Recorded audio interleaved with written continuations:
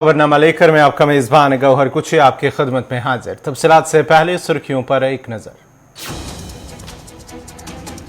मरकजी वजीर कानून का बयान, सुप्रीम कोर्ट और हाई कोर्ट में जजों की तकरूरी के कॉलेजियम निजाम से मुतमईन नहीं, हिंदुस्तानी जजों पर बहुत ज्यादा काम का बोझ।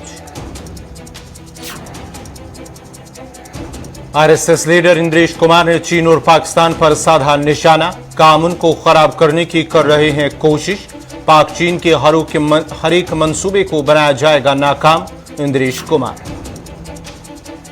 डोडा में मनरेगा मुलाजमीन का एहतजाज, इंतजामिया पर हरासा करने का लगाया इल्जाम, यकीन दहानी के बावजूद मुतालबात नहीं हुए हल, मुस्तफी होने पर हो रहे हैं मजबूर। परेड ग्राउंड पार्क पूंछ में वीडीसीज का एहतजाज, वजारत दाखिला के हुक्मनामे को जिले में अमलाने की दोहराई मांग, मिलिटेंट मुखालिफ कार्रवाइयों में फोर्सेस का दिया था हमेशा साथ।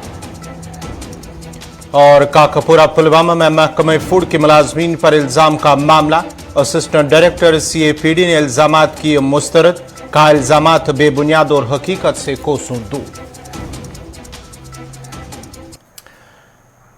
और अब पेश है खबरों की तफसील। मरकजी वजीर कानून किरण रिजिजू ने कहा है कि वो सुप्रीम कोर्ट और हाई कोर्ट में जजों की तकरूरी के कॉलेजियम निजाम से मुतमईन नहीं है। वजीर कानून ने कहा है कि अगरचे सुप्रीम कोर्ट ने 2015 में नेशनल जुडिशल कमीशन एक्ट को खत्म कर दिया, लेकिन उसने कोई बेहतर मुतबादिल फराम नहीं किया। उन्होंने ये भी नहीं बताया कि इससे बेहतर ऑप्शन क्या है। वो महसूस करते थे कि पुराना कॉलेजियम सिस्टम जारी रहना चाहिए। उन्होंने कहा कि मैंने इस पर बात की और जजों की अक्सरियत मुझसे मुतफिक है, क्योंकि मैं जो कह रहा हूं वो हकीकत है। वज़ीर कानून ने इस बात पर जोर दिया कि वो जजों की तकरूरी के मौजूदा निज़ाम को तनकीद का निशाना बनाकर महज हकीकत बयान कर रहे हैं, हत्ता कि वकला और जजेस भी इसी तरह के ख्यालात रखते हैं। सबसे पहले मैं अदलिया या जजों पर तनकीद नहीं कर रहा हूं, लेकिन मैं एक हकीकत बयान कर रहा हूं जो हिंदुस्तान के आम लोगों की सोच की अक्कासी करता है। जब हम निज़ाम की बात करते हैं तो फौरी तौर पर जो जहन में आता है वो है शफाफियत और एहतिसाब। जब एक ऐसा निज़ाम मौजूद है जो जवाबदेह नहीं है और जो शफाफ नहीं है, तो अगर मुतलका वजीर बात नहीं करेगा तो और कौन करेगा। एनजीएसी की मजीद वकालत करते हुए रिजिजू ने इंकिशाफ किया कि जब आईनी अदालतों में जजों की तकरूरी की बात आती है तो अदलिया के अंदर बहुत सी सियासत होती है। उन्होंने कहा कि जो सियासत हम सियासतदान करते हैं वो सियासत के सामने कुछ नहीं जो अदलिया के अंदर होती है, ये नजर नहीं आती, लेकिन ये शदीद सियासत है क्योंकि इंतखाबी अमल का हिस्सा है।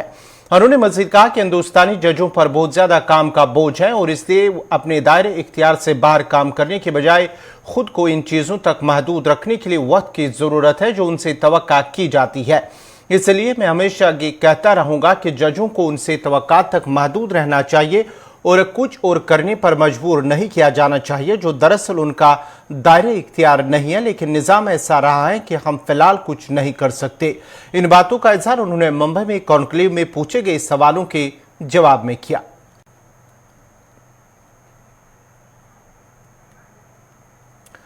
आरएसएस लीडर इंद्रेश कुमार ने एक प्रेस कॉन्फ्रेंस के दौरान कहा कि चीन और पाकिस्तान अमन को खराब करने की कोशिश कर रहे हैं, ताहम भारत की जानिब से उनकी कोशिशों को कामयाब होने नहीं दिया जाएगा। उन्होंने कहा कि पाकिस्तान के ज़ेर इंतजाम कश्मीर को बहुत जल्द भारत में शामिल किया जाएगा। इंद्रेश कुमार ने मजीद कहा कि कश्मीरी पंडितों की बाज़ाबातकारी के लिए हुकूमत हिंद की जानिब से इकदाम उठाए जा रहे हैं।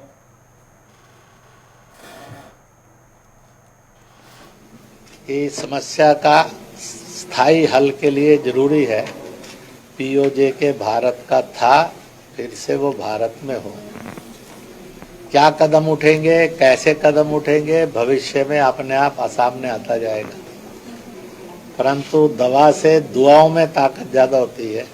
कि वो लाख जुल्म कर ले परंतु रिहेबिलिटेशन होकर रहेगी।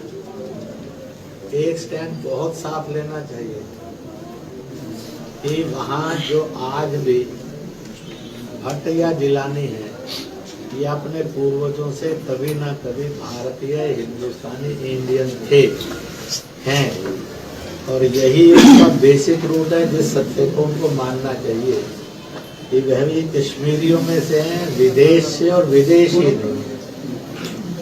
इस बात को भी पूरी ताकत से कहना चाहिए जो सत्य है। और जो स्वीकार भी किया जाता है और वो ये है, we love every inch of our land because it is mother land, और इसलिए वो इंच लेना, और उस इंच पर भारत के नागरिक ने रहना, ये उसका जन्मसिद्ध अधिकार है और ये जन्मसिद्ध अधिकार बना रहना चाहिए।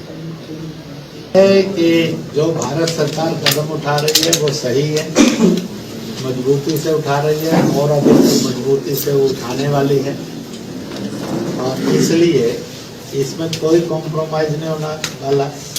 Every inch belongs to Bharat and every area belongs to every citizen of the nation.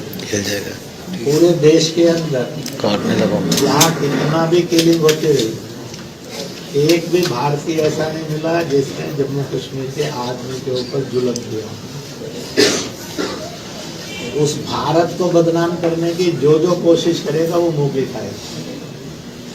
दूसरी बात, जो इसको बहकाकर भड़काने का काम करते हैं, हम सब ने मिलकर उसका मुंह तो।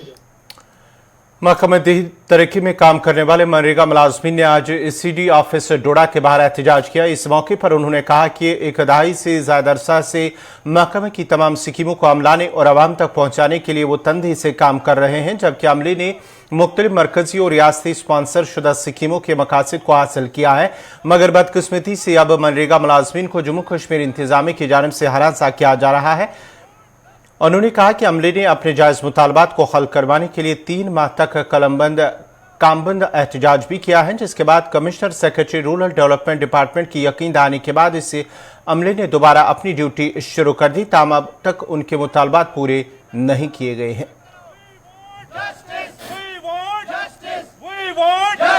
इंसाफ करो, इंसाफ करो, मैडम साहब इंसाफ करो। We want justice, we want justice। हमारी सैलरी वापस करो, हमारी सैलरी वापस करो, हमारी करो, वापस करो। हम पिछले 14 साल से डिपार्टमेंट में काम कर रहे हैं, लेकिन अफसोस की बात यह है कि हम अपना राइट लेने के लिए पिछले 1-1.5 महीने जो है वो बाहर निकले थे, क्योंकि हमारी एक फाइल रुकी पड़ी हुई थी सेक्रेटरीट में, उसको हम आगे लेने के लिए सामने गए थे। तो हमें इसी कमिश्नर मैडम ने कहा था कि आप वापस जाओ, और हमें पूरा आश्वासन दिया था कि आप काम करो। सुकेज पीट का हमें टारगेट दिया गया था, जो कि हम वसूख से कहते हैं कि इस वक्त हमारा 100% सुकेज पीट का हमने टारगेट उनको दिया, और उसके इवज में हमें क्या मिला कि हमारी 4 महीने की सैलरी काट ली गई और सिर्फ 2 महीने की सैलरी हमें दी गई। इसलिए हम अफसोस जाहिर करते हैं और मैडम जी से हम रिक्वेस्ट करते हैं कि हम आपके बच्चे हैं, क्योंकि आप अपने दिल पे हाथ रख के बोलिए कि अगर 6000 पे आपको महीना चलाना हो तो किस तरह आप चला सकते हैं। तो हम इतनी स्कीमों को गांव में पहाड़ियों पे जाके जियो टैग कर, क्या सोचा आपने? अगर आप अगला हमारा ये हमारे लड़के जो हैं, हमारे भाई जो हैं, वो बहुत ज़्यादा तंग आ चुके हैं। ऐसा ना है कि कोई गलत कदम उठा लें। अभी तो मास रिज़ाइन का जो है वो हम सोच रहे हैं कि सारे लोग at a time mass resign दे दें, और कुछ हमारा ये भी चल रहा है कि हम दिल्ली जो है वो जंतर मंतर पर या इंडिया गेट पे जाके धरना लगा लें। इन दोनों में से हम एक चीज़ अगले हफ्ते करने जा रहे हैं। डेट में जो रूरल डेवलपमेंट डिपार्टमेंट की तरफ से एक हुक्मनामा जारी हुआ, जिसमें मैडम ने 4 महीने की सैलरी को हमें कट लगाया गया है, वो इस बेस पे कि आप स्ट्राइक पे थे, जब हम 3 महीने स्ट्राइक पे थे, और उन्होंने ये कहा था कि नो पे नो वर्क। अगर हम उनसे ये सवाल करेंगे नो पे नो वर्क, वो उसके उसमें इक्वल वर्क इक्वल पे क्यों नहीं करते?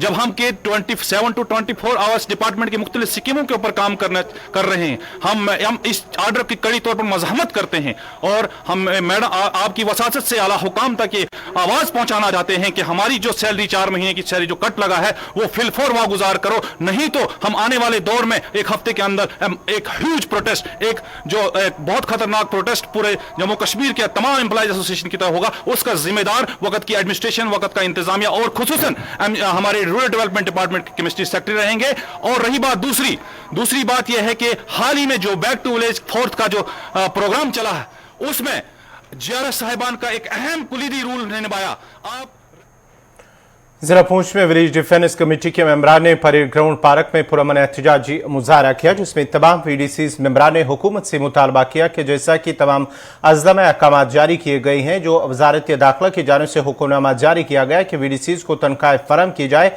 वैसे जिला पूंछ के वीडीसीज को तनख्वाह मिलनी चाहिए। उन्होंने कहा कि गुज़िश्ता कई सालों से उन्होंने फौज और जम्मू कश्मीर पुलिस के साथ मिलकर मिलिटेंसी के खिलाफ काम किया है, ताहम अब उन्हें नजरअंदाज किया जा रहा है। उन्होंने अब एलजी इंतजामिया से मुदाखलत की अपील की है।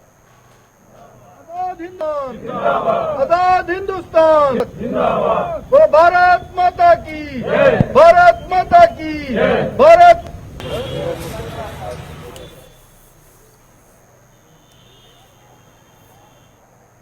मांग ये है कि हमारे लोगों के भी डॉक्यूमेंट्स जो है वो जमा किए जाएं, कि हमारे लोगों को भी जो है सैलरी दी जाए। तो डॉक्यूमेंट जो है आज तक हमारे जमा नहीं हो पाए हैं, ना हमसे मांगे गए हैं। और दूसरी चीज़ ये है कि हमारे लोगों के जो है वेपन जो है वो जमा किए जा रहे हैं। हमारी एसएसपी साहब से ये मांग रही है कि हमारी जो है एप्लीकेशन उन्होंने जो है सबमिट की हैं, तो जल्द से जल्द जो लोग हमारे स्वर्गवासी हो चुके हैं या बुजुर्ग हो चुके हैं, एज्ड हो चुके हैं, तो उनके बच्चों के नाम, उनके भतीजों के नाम या उनके भाइयों के नाम वेपन ट्रांसफर किया जाए, ना कि जो है वेपन अंदर जमा किया जाए। तो आज हमारा पीसफुली प्रोटेस्ट जो है इसीलिए था। हमारी एसएसपी साहब से गुजारिश है कि आप ऊपर बात करें और जिन लोगों के वेपन आपने जमा किए हैं उनको वेपन जो है वापस दिए जाएं या उनके जो बच्चे हैं उनके नाम ट्रांसफर किए जाएं। और दूसरी जो हमारी मांग है कि हमारे लोगों का क्या कसूर है। मिलिटेंसी में तो हमारे पुंछ के लोगों ने भी उतना काम किया है जितना डोडा भद्रवा किश्तवाड़ के लोगों ने किया है। हमारे भी लोगों ने शहादतें दी हैं, हमारे भी लोग जो है वैसे ही उनके साथ ड्यूटियां देते रहे जैसे पुलिस का एक सिपाही देता रहा। तो उन लोगों ने भी जो है हिंदुस्तान का झंडा जो है वो कभी झुकने नहीं दिया। हमेशा जो है अपने गाँव में चाहे जितनी मर्जी मिलिटेंसी रही हो वो लोग वैसे खड़े रहे। तो आज जो है हमारे लोगों के साथ बेइंसाफी होगी तो वो हम बर्दाश्त नहीं करेंगे। अब जो कि अगस्त के महीने में होम मिनिस्ट्री ऑफ इंडिया ने एक ऑर्डर निकाला था, उसमें 4500 रुपये जो है पर मंथ इनको सैलरी देने के लिए कहा गया था, लेकिन अभी तक वो ऑर्डर इंप्लीमेंट नहीं हुआ है। बाकी डिस्ट्रिक्टों में हमें बताया गया है कि जो हमारी स्टेट के जितने भी बाकी डिस्ट्रिक्ट हैं वहाँ पर ये ऑर्डर इंप्लीमेंट हो चुका है। हम डिस्ट्रिक्ट एडमिनिस्ट्रेशन से आग्रह करते हैं, माननीय एसएसपी साहब से जो बहुत अच्छे आदमी हैं, हम उनसे कहेंगे कि हमारा जो है पुंछ के बीडीसी जितने भी डिस्ट्रिक्ट के 1500 लोग हैं इनका केस भी जो है गवर्नमेंट ऑफ इंडिया को भेजा जाए और जल्दी से जल्दी जो है इनको सैलरी जो है इनकी फेवर में रिलीज़ की जाए, जिसके लिए होम मिनिस्ट्री का ऑर्डर ऑलरेडी जो है हमारे पास आ चुका है। दूसरी बात मैं ये कहना चाहता हूँ कि हमारे जो बीडीसी के मेंबर हैं इनमें से 65 लोगों की जान चली गई है पिछले मिलिटेंट से 2001 से लेकर 2022 तक। 65 लोग, जिनमें 5 हमारी लड़कियाँ थी और 65 जो थे मेल मेंबर जो हैं वो बीडीसी के शहीद हुए हैं। तो हम कहते हैं उनके जो भी पीछे बचे हुए लोग हैं, उनके माँ बाप हैं, उनको भी कोई ना कोई इंसेंटिव मिलना चाहिए। भद्रवा कश्मीर जहाँ तक भी है उनको हक मिला है अपना। तो हमें अब जो दूर दराज के हैं, डिस्ट्रिक्ट पुंछ के हैं, तहसील के हैं, सुरनकोट के, कोई कहीं का है कोई कहीं का है, डिस्ट्रिक्ट में एक ही आते हैं सब। तो जिन्होंने काम किए हैं आज दिन तक वो सरकार ने नज़रअंदाज किया सबको, किसी को कुछ भी नहीं दिया। नौकरियों में से निकाल दिए हैं। जो कोई एसपीओ था बेचारा जो के घर के किसी के मर गए हैं, मेरे कम से कम भी गाँव के 25-30 लोग उन्हें शहादत दी है। मेरे खुद डैडी जो हैं तो वो मारे गए थे। नाजरीन, खबरनामा जारी रहेगा। यहाँ पे छोटा सा तिजारती वक्फा।